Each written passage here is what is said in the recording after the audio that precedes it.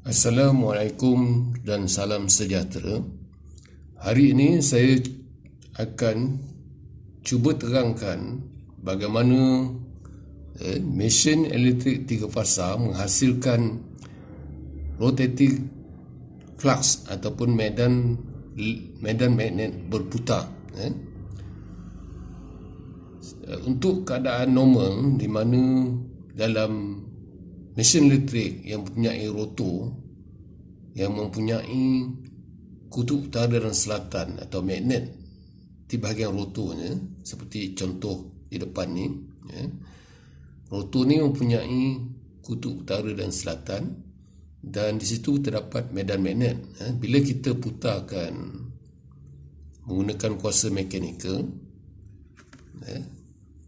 jadi medan magnet yang terdapat pada rotor tu akan turut berputar. Itu mudah dipahami, itu normal, mudah dipahami.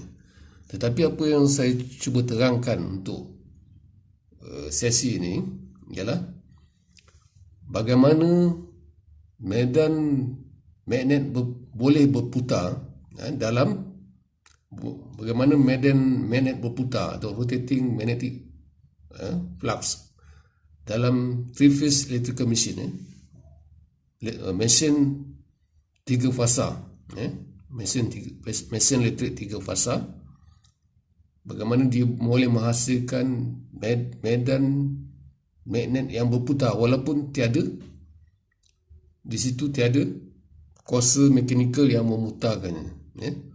Dia secara sendiri, dia terhasil medan magnet berputar. Jadi mungkin ini akan mengambil masa yang begitu panjang, jadi saya akan pecahkan untuk beberapa siri, jadi harap tuan-tuan dapat bersabar mengikutinya sehingga tuan-tuan faham bagaimana medan magnet berputar, rotating magnetic flux, boleh terhasil dalam mesin elektrik 3 fasa.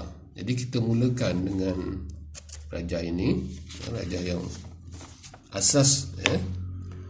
Ini adalah gambar raja gelung, gambar raja gelung dalam bahagian stator mesin elektrik. Ini adalah raja standard, gegelung atau coil dalam mesin elektrik yang terdapat di bahagian stator. Jadi di gegelung ini ada mengandungi banyak lilitan. Untuk contoh ini kita ada 1, 2, 3, 4 lilit. Sebenarnya dia boleh mengandungi lebih daripada 4, malah sampai ratusan bilangannya, bilangan lilit tu ada puluhan bilangan lilit. Jadi untuk memudahkan kita tidak lukis gambar rajah seperti ini yang mengandungi banyak lilit, tapi kita mudahkan kepada bentuk macam ni. Satu gegelung tu hanya mengandungi 1 lilit, kita mudahkan, walaupun sebenarnya dia mengandungi banyak lilit. Ataupun kita boleh mudahkan lagi, kita ambil 2 bahagian potongan pada gelung tu, atas dan bawah ni. Ini yang atas ni kita wakilkan untuk bulatan yang ini, yang bahagian pengalih bawah ni dengan bulatan yang bawah ni. Jadi apakah dia tanda pangkah dan tanda titik di situ? Itu menunjukkan tanda arus masuk dan keluar. Jadi kalau contoh ini kita gunakan bekalan DC, current masuk atau keluar daripada kutub positif itu masuk bahagian atas ni, dan semua arus akan bergerak mengalir daripada depan ke belakang, dan dia akan keluar pada punca yang akhir tu, keluar di sini masuk pada kutub negatif bekalan DC kita. Jadi ataupun di sini sama, untuk raja yang sama, positif sebelah atas, negatif sebelah bawah. Arus yang masuk di sini, keluar di bawah.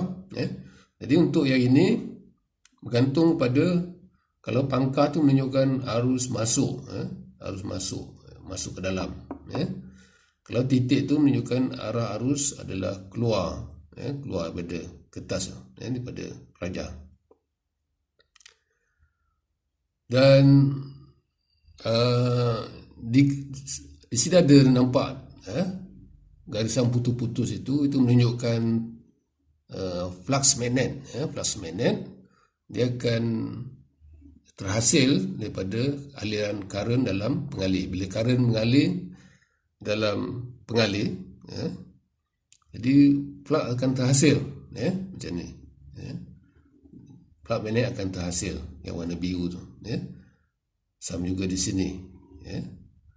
Jadi setiap pengalih itu akan menghasilkan flux magnet dia. Jadi nak tentukan ke mana arah medan magnet tu atau flux tu, dia tidak boleh sebarang. Arah tu tidak sebarang, tapi bergantung kepada arah arus. Kalau arus daripada depan ke belakang macam tu, arah dia ikut pusingan jam, ikut arah pusingan jam. Ni. Kalau daripada belakang ke depan macam ni, jadi arah dia lawan pusingan jam. Itu. Jadi ada cara, sebenarnya ada cara untuk menentukan arah tu. Kita gunakan tangan kanan, peraturan tangan kanan macam ni. Jadi ibu jari tu menunjukkan arah current atau arus, dan 4 jari yang warna yang titik-titik tu, garisan titik-titik warna biru tu, arah flux, ikut jari 4 jari yang lain, 4 jari kita yang lain tu, macam ni. Jadi kalau kita apply kat situ, yang bahagian atas, ini current depan ke belakang, arah ke sana. Jadi arah flux atau medan magnet yang terhasil adalah arah macam ni, ikut jari kita yang 4 lagi tu. Begitu juga yang sebelah bawah pun sama. Jadi ikut aturan tangan kanan ni, ibu jari dan 4 jari itu menunjukkan arah medan magnet. Jadi daripada arah medan magnet tu kita boleh menentukan dia punya kutub utara dan selatan. Di mana kutub utara dan selatan dia. Jadi nampak di sini kutub utara sebelah dalam sana, selatan sebelah luar. Sebab dia ikut arah magnet tu, macam ni. Di utara sebelah dalam tu, selatan sebelah luar. Atau kat sini, utara sebelah kiri, selatan sebelah kanan. Sebab macam tu. Dia menunjukkan seperti seolah-olah satu batang magnet. Ini tanda untuk cara kita menentukan tanda kutub utara tu, di mana utara dan selatan. Jadi masih kita boleh gunakan tangan kanan ni.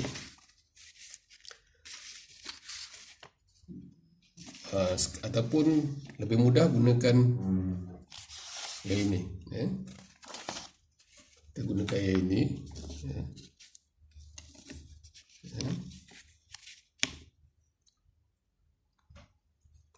Jadi ibu jari kita tu menunjukkan kutub utara, kutub utara. Dan 4 jari kita yang lain tu menunjukkan arah current. Ini pun gunakan aturan kanan, tapi yang tangan kanan yang terbalik. Current masuk kat sini. Tanda pangkah tu menunjukkan current masuk. Tanda titik tu dia keluar. Jadi kita boleh tentukan dia punya kutub utara. Jadi dalam rajah ni, kutub utara dia adalah sebelah kiri, selatan sebelah kanan. Okey, apa jadi kalau kita terbalikkan kutub bekalan DC kita? Kita tukar kutub utara sebelah bawah. Kutub positif ke sebelah bawah. Kutub positif bateri ke sebelah bawah, macam ni. Jadi semua sekarang arus dah terbalik, sebab arus dia keluar daripada kutub positif bateri itu, dia masuk yang sebelah bawah, dan berakhir di sebelah atas. Maknanya dia current masuk di sini dan keluar ikut atas, atau di sini untuk lilitan yang satu macam ni, raja ini, maknanya dia current keluar atau masuk di sini, dia keluar di bahagian atas, sebab kita dah terbalikkan kutub positif bateri tadi, ataupun untuk raja yang ini, yang atas ni dia keluar, dia ke depan, titik, tanda titik tu ke depan, yang pangkal tu harus masuk ke dalam.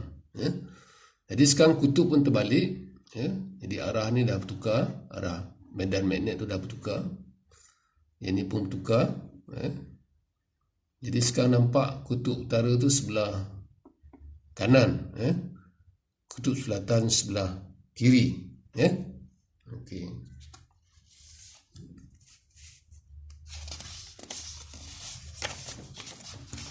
Tapi kalau kita gunakan bekalan AC, bekalan AC, dia punya current tidak lagi constant, tetapi sentiasa berubah ikut sinusoidal macam ni, Jadi current untuk AC, bekalan AC, dia ikut sinusoidal macam ni, daripada kosong naik sampai maksimum, turun, kemudian terbalik, punca terbalik dan sampai 360 darjah. Ini garisan sudut, ataupun kita boleh ganti dengan masa, untuk 50 Hz, 0.01 second kat sini, sini 0.02 second. Jadi kita boleh guna sama ada sudut ataupun masa, dalam unit masa.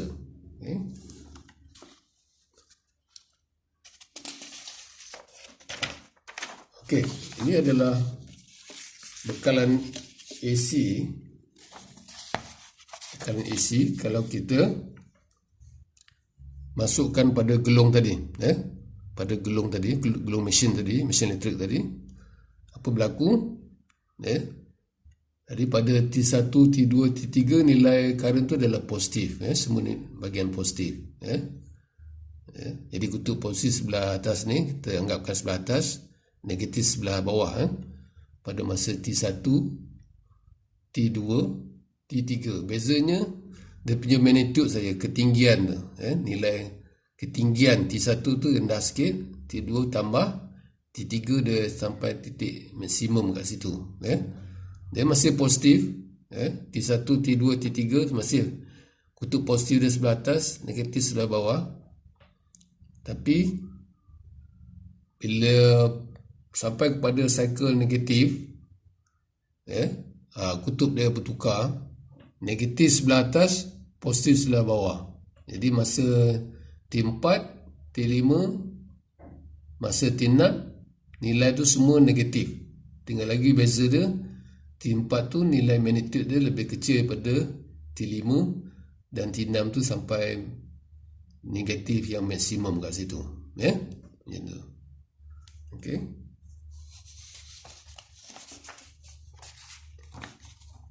Jadi sama juga, sebab dia juga menghasilkan current, bekalan AC pun masih menghasilkan current bila kita sambung kepada bekalan. Jadi anggapkan pada cycle positif tadi, yang ni, jadi I current masuk sebelah atas, sebab positif sebelah atas, dan keluar sebelah bawah negatif, ataupun untuk raja ni sama, macam tu. Dan yang ini pangkas sebab dia masuk, yang ni dot atau titik, dia keluar, current keluar. Jadi kutub utara untuk yang positif, current yang positif, kutub utara dia sebelah kiri, sebelah kiri, selatan sebelah kanan. Okey, itu untuk masa T1 kat sini, T1. Kemudian kalau masa T2, source AC lagi, tapi masa T2 dia punya magnitude current tu tinggi, jadi MMF atau magnet pun tinggi, besar. Magnet yang dihasilkan lebih besar, flux yang dihasilkan lebih besar. Jadi kita nampak flux tu bertambah, tambah. Beza dengan yang tadi tu. Di sini saya lukis satu bulatan flux magnet, tapi sini dua bulatan menunjukkan dia bertambah, sebab T2 ni dia lebih tinggi, dia punya magnet dia, lebih besar. Kemudian kalau dia pergi pada T3